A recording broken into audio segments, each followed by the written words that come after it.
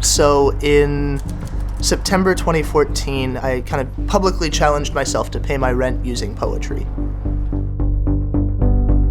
People will be walking past, and like if you see someone like sitting there scribbling in a notebook or on a laptop, the culturally understood thing is they want to be left alone. If you see someone on a typewriter in public, you're like, that person is trying to get attention. The typewriter is like, it's my Pied Piper.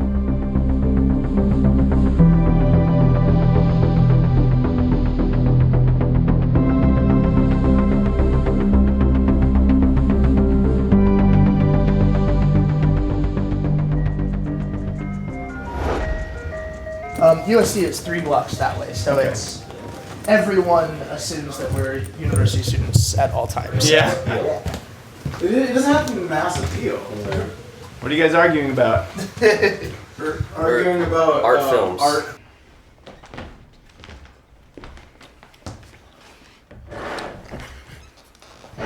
When you're like on a good idea train and it's just like you can hear that. Oh, and that you can see they've jammed. Hi, my name's Brian and I'm a poet. This month I'm going to try to pay my rent through poetry. Mostly what this is going to look like is finding moments of connection with strangers at events and on the street and writing poems for them on my typewriter. I've been doing it full-time for about 3 years. I heard a story on NPR about a guy in the Bay Area who quit his day job because he was doing typewriter poetry in Golden Gate Park. And I was like, I could do that.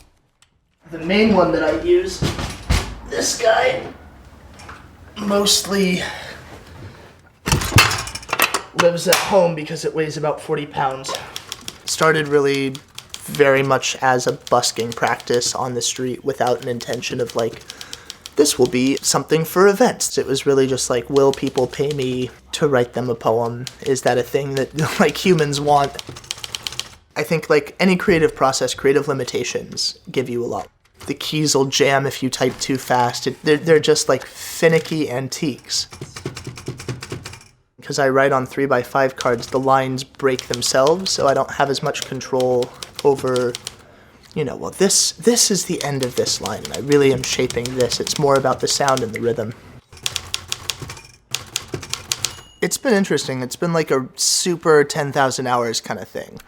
Normally, I would never sit down for a concentrated 4-hour stretch and write 20 poems or 30 poems or however many poems, but like the pressure of writing for people is just incredible to be able to produce 500 like burner first drafts. I don't keep any of the originals, but I have pictures of all of them. And after the first year I went through and kind of looked through all of the different poems and made a book with the best of that first year of poems. My background's really in physical theater, so I'm really interested in sort of like poetic motion. And there's something to like the physicality of it. As a performer, I was so movement oriented. It's interesting to be sitting in a chair behind a desk and to have the sort of movement performance be that. Off to work. That's right, go ahead. I'll see it on Facebook in a minute. You know you will. Yes, sir. This is fairly typical for the back of the car. There's the box with books and all the different sort of paper accoutrements. With all of this theater work that I'd been doing, I mean, the people who you're able to reach are like the audience that are invited in some sense. And to do something that was just like really in the middle of someone's life that wasn't them removing themselves to get into an art space, which I think we do a lot. It's like there are moments when we're kind of ready for art. There's something interesting in being able to kind of just listen to someone and tell them what they've told you back in different language. What was interesting with her, too, is that she had her friend with her and she made her friend tell me about her. In some ways, because the friend was the one who gave me the topic, it was a poem for the friend as much as it was for her. I mean, I hope all good things. So yeah, something inspiring that I can kind of look at every day. Just to remind herself that she's awesome. A lot of folks who are kind of in transitional places in their lives get poems. You know, she had just graduated college, she was working at her first job. In some ways, anytime I'm writing a poem, I'm seeing and listening and really thinking about it as a one-on-one theater piece. So this one's done, and to get to know a little bit about the space and the people who are there through doing that. Around the time when I first started doing typewriter stuff, a few friends of mine were like doing their own typewriter thing. And we joined forces really shortly after we all began, and that's Melrose Poetry Bureau.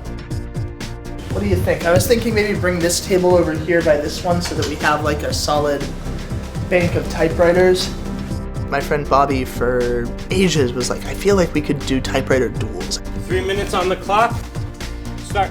So that's the show that we're working on. It's called the Poetry Deathmatch Cabaret. The whole show is about half pre-scripted and half created each night with the audience. Okay. New piece of paper?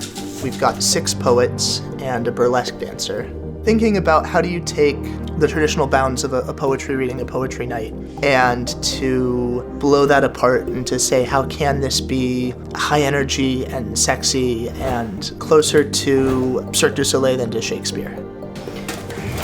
Showing the intensity of it all. It is. It really is like